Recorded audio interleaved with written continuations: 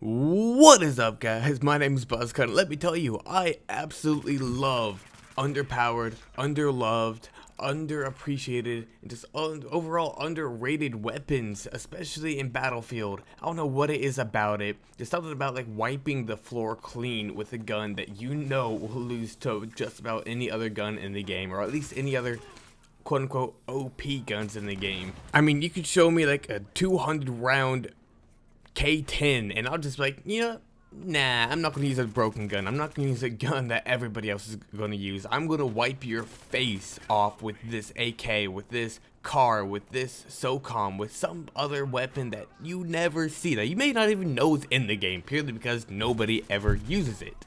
Well, so I thought, why not just turn this into a series? Use some guns that show off some guns that people don't use, bring some attention to them, hopefully at least. I'm going to start this series off with the very first gun that I got the gold camo for, which is 1000 kills with in Battlefield Hardline, and that is the AK-74.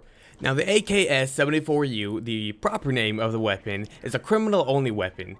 So until you unlock the weapon license, which is 1250 kills, you'll have kind of a hard time getting this to a gold-plated weapon, to a gold camo, or actually to get very good at it in the first place, because you only have it half the time. Now this weapon has a damage model of 28 damage all the way up until you hit 12 meters. Now that's actually honestly pretty quick before it starts dropping off compared to most other assault rifles.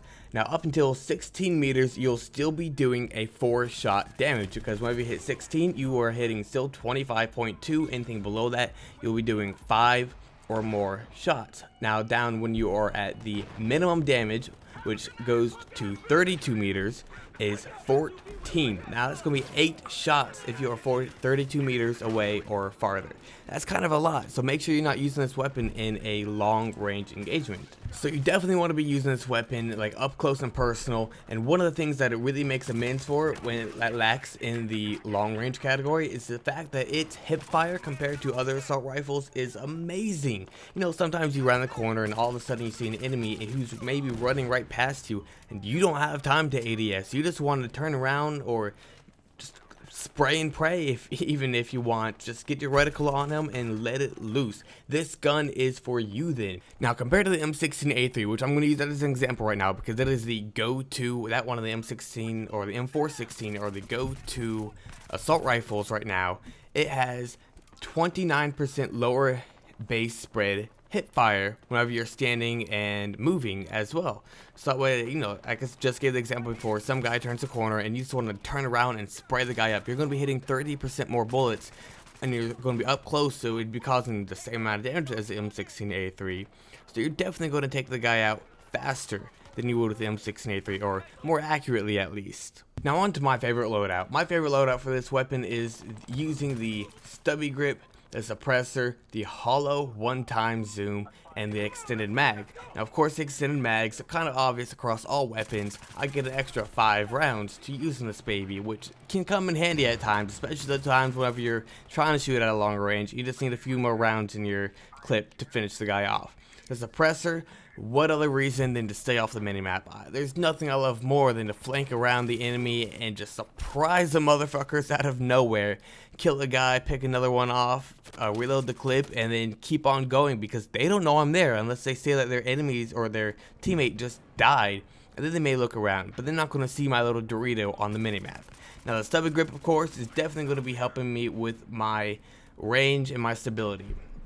It is, my opinion, the best out of all the other grips that you can use with this weapon. Now, if you're really not a big fan of the suppressor, you can go ahead and use the heavy barrel, which would be my second recommendation for this. It gives you a lot better accuracy at range, although, like I said earlier, this is not a range weapon. So that's why I chose the suppressor over the heavy barrel. Well guys, that pretty much wraps up my very first episode of my very first series on this channel. I'm going to be calling it Unloved, and it's just, like I said before, about weapons that are not shown recognition, not shown actual people playing with very much. Like, it's not going to be about K10, it's not going to be about M16s, it's going to be about weapons that have potential that are not used, such as the AKS-74u. I have tons of ideas for this series, or tons of weapon ideas, and I cannot wait. Go ahead and leave a like and a comment down below. Subscribe for more, please do, if you like. And I will see you all Saturday. Remember, don't get drunk, get buzzed.